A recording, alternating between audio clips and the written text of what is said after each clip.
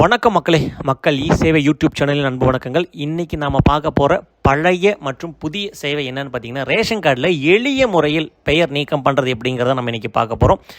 இதுபோல் பயனுள்ள நல்ல தகவல் அனைத்துமே பார்த்திங்கன்னா நீங்கள் வீட்டிலிருந்தே செய்யக்கூடிய மக்களுக்கான இணையதள சேவைகள் அனைத்தும் பார்த்திங்கன்னா நம்ம மக்கள் சேவை யூடியூப் சேனலில் இருக்குது. ஸோ நம்ம லாஸ்ட்டாக பார்த்திங்கன்னா புதிய ரேஷன் கார்டு எப்படி அப்ளை பண்ணுறதுன்னு ஒரு வீடியோ போட்டிருந்தோம். பட் அதில் வந்து நிறைய கொஸ்டின்ஸ் என்னென்னா, ஃபஸ்ட்டு எங்களால் பேரே நீக்கம் பண்ண முடியல, நாங்கள் கல்யாணமாக 2-3 வருஷம் ஆயிடுச்சு, எங்கள் அம்மா அப்பா கார்டுலேருந்து பேரே நீக்கம் பண்ண முடியல, என்ன வச்சாலும் ரிஜெக்ட் ஆகுது அப்படிங்கிற மாதிரி நிறைய கொஸ்டின்ஸ் நிறைய கேட்டிருந்தாங்க. ஸோ அதற்காகத்தான் இந்த காணொளி உங்களுக்காக. ஸோ பெயர் நீக்கம் பண்ணுவதற்கு பொதுவாக பெண்ணுக்கு பார்த்திங்கன்னா உடனடியாக நீக்கம் பண்ணிடுவாங்க, ஆணுக்கு உடனடியாக நீக்கம் பண்ண மாட்டாங்க. ஸோ அதற்கான என்ன வழிமுறைகளை நம்ம பின்பற்றலாம் அப்படிங்கிறத நம்ம தொடர்ந்து இந்த வீடியோவில் பார்ப்போம். ஸோ அதற்கான அஃபிஷியல் வெப்சைட் TNPDS அந்த வெப்சைட், அதுக்கான லிங்க் வந்து நான் டிஸ்கிரிப்ஷனில் கொடுத்துருக்கேன். ஸோ நீங்கள் உள்ளே வந்ததுக்கப்புறம் கீழே பார்த்தீங்கன்னா குடும்ப உறுப்பினரை நீக்க அப்படின்னு சொல்லியிருக்கோம். அதில் அந்த குடும்ப உறுப்பினர் அட்டையோட அந்த ரேஷன் கார்டோடு இணைக்கப்பட்டிருக்கிற ஃபோன் நம்பர் OTP கொடுத்து லாகின் பண்ணி உள்ளே வந்துருங்க. உள்ளே வந்ததுக்கப்புறம் அதில் ஆப்ஷன் குடும்ப உறுப்பினர் நீக்க செலக்ட் பண்ணிக்கங்க. செலக்ட் பண்ணிவிட்டு என்ன வகையான ஆவணங்கள் தேர்ந்தெடுக்கிறீங்க அப்படிங்கிறது நம்ம தான் இங்கே முக்கியம்.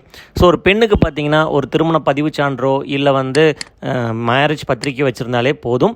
ஸோ அதுக்கு செலக்ட் பண்ணிவிட்டு பதிவேற்றுக அப்படின்னு கொடுத்திங்கன்னா அந்த இணைப்பு அப்லோட் ஆகிடும்.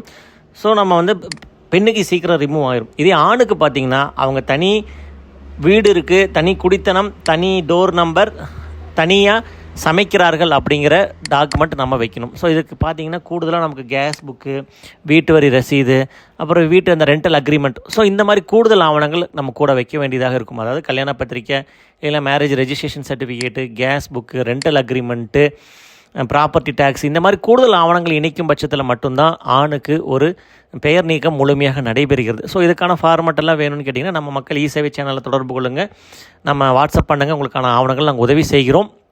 ஸோ இந்த மாதிரி டாக்குமெண்ட்ஸை மல்டிப்புளாக ஃபஸ்ட் இன்விடேஷன் அப்லோட் பண்ணலாம், அடுத்தது கேஸ் புக் அப்லோட் பண்ணலாம், இந்த மாதிரி மல்டிப்புளாக கூட நீங்கள் அப்லோட் பண்ணலாம். வேணாலும் அங்கே அந்த இன்ட்டு மார்க்கை கிளிக் பண்ணினீங்க அப்படின்னு சொன்னால் அந்த இது போயிடும்.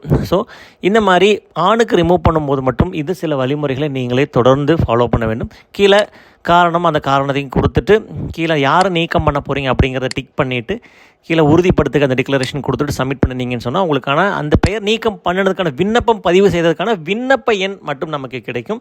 ஸோ அதை வச்சு நம்ம ஸ்டேட்டஸ் எப்படி செக் பண்ணுறதுன்னு பார்த்தீங்கன்னா இதே மாதிரி இதோட ஹோம் பேஜுக்குள்ளே உள்ளே வந்துருங்க.